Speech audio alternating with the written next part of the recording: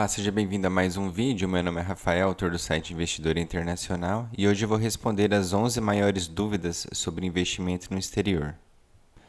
Primeiramente, lembrando que esse conteúdo tem uma finalidade informativa e não é uma recomendação de investimento. Essa é a primeira dúvida e é a mais comum. Preciso de um valor muito alto para abrir uma conta no exterior? E a resposta é depende. Depende de onde você quer abrir essa conta. Então vamos falar primeiro de corretoras, né? Hoje em dia já existem muitas corretoras que não exigem valor mínimo inicial de depósito. Então a gente pode citar a Avenue, a TD Ameritrade, a Tasteworks, a própria Interactive Brokers. A Choice Trade exige US$ 100, então são corretoras que não têm um valor mínimo ou valor mínimo bem baixo para você poder abrir uma conta. Né? A Charles Schwab exige US$ 25.000 de depósito inicial. Então, não só essas corretoras, algumas delas não têm um valor mínimo, como elas nem cobram mais a taxa de corretagem. Tá? Em relação aos bancos, você tem os bancos comerciais, esses americanos, como o Bank of America, o Wells Fargo, que vão exigir um valor muito baixo para você abrir uma conta que deve ser aberta presencialmente lá nos Estados Unidos. Então são US$ 25, 30, um valor bem pequeno. E em torno de 2.000 para você não pagar tarifa de manutenção. Tá? Por outro lado, existem bancos de investimento, ou bancos private, tanto nos Estados Unidos quanto na Europa, que vão exigir valores bem maiores. Então, alguns bancos private na Europa podem exigir 400 a 500 mil, aí no caso euros, ou mesmo dólares para abrir a conta. Outros podem exigir 1, 2, 3, 5 milhões de dólares para você iniciar um investimento lá. Quais os documentos necessários para abrir uma conta no exterior? Então, aqui também é bem simples. Você vai precisar de um documento de identidade e de um comprovante de residência. Esses são os documentos básicos. Em geral, usa-se o passaporte como documento de identidade que ele é aceito mundialmente. Uma ou outra corretora vai pedir o RG e vai aceitar. Tá?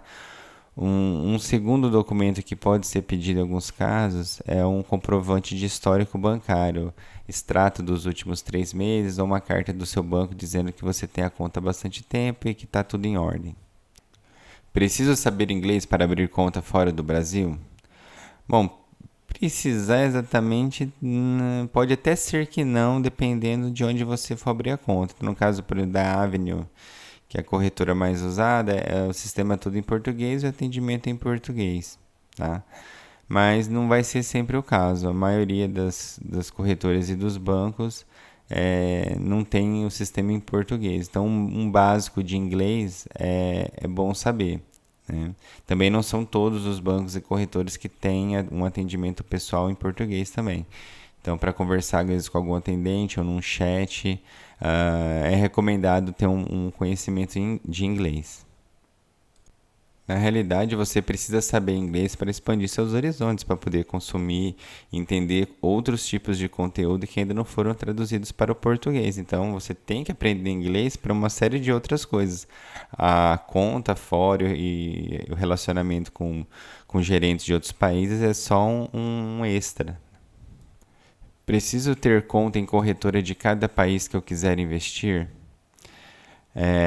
Também depende. Então, tem algumas corretoras, como o Saxo Bank ou a Interactive Brokers, que com uma conta só você consegue investir em vários países. Outras corretoras americanas não permitem que você invista fora dos Estados Unidos. Então, nesse caso, você precisaria ter uma outra conta em outro lugar. Então, depende muito do que você quer. Né? Se você pretende investir em bolsas de Europa, Ásia, aí você abre direto numa corretora que invista em todos esses países. Se você quer só investir nos Estados Unidos, você pode abrir conta numa corretora que só invista nas bolsas de lá. Como enviar dinheiro para o exterior? Então aqui existem diversas opções para você escolher. Você pode optar pelo próprio banco, o seu Itaú, Bradesco, Santander, eles têm a parte de câmbio e envio dinheiro para fora. Você pode enviar através de bancos e corretoras próprias de câmbio. Tá? Existem uma série delas. Na página do Banco Central você vai encontrar uma lista de todo mundo. Tá? Você pode optar por outras entidades aí online, né? TransferWise, Remessa Online. São fintechs aí de transferência de dinheiro para fora. Tá?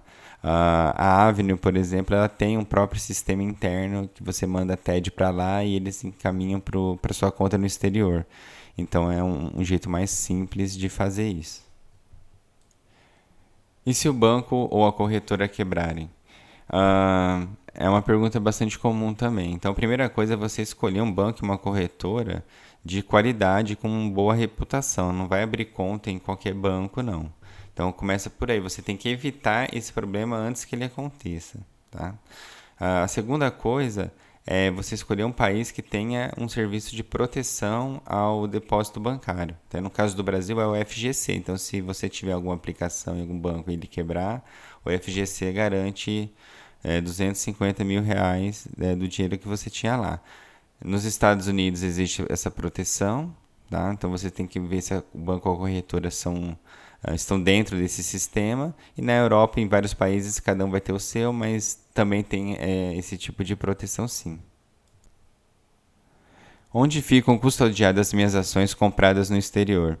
Então, ao contrário do Brasil, onde fica tudo registrado na CBLC, no exterior fica meio que espalhado em alguns outros bancos. Então, são bancos muito grandes que têm um serviço próprio de custódia que atende tanto outros bancos como corretoras. Então, a maior delas é o Bank of New York Mellon. Hoje ele tem em torno de 25 trilhões de dólares em ativos em custódia. A State Street Corporation tem 21 trilhões, o JP Morgan tem 20 trilhões, e você tem também Citigroup, BNP Paribas, são todos desses bancos maiores que têm um serviço de custódia e as suas ações vão acabar ficando em algum deles aí. No exterior existem ações ordinárias e preferenciais? Existem sim. Só que ao contrário do Brasil, onde elas são meio que negociadas juntos ou possuem um comportamento muito parecido, no exterior elas são bem diferentes. Inclusive eu vou deixar na descrição um link para o vídeo sobre ações preferenciais. Lá os códigos das ações preferenciais são bem diferentes, cada uma possui uma regra bem específica. Elas têm dividendos fixos e regulares, que possuem prioridade em relação aos dividendos das ações ordinárias. Então, dada a complexidade um pouco desse assunto, eu fiz um vídeo específico, está aí na descrição. Como calcular, pagar e declarar impostos de investimentos realizados no exterior?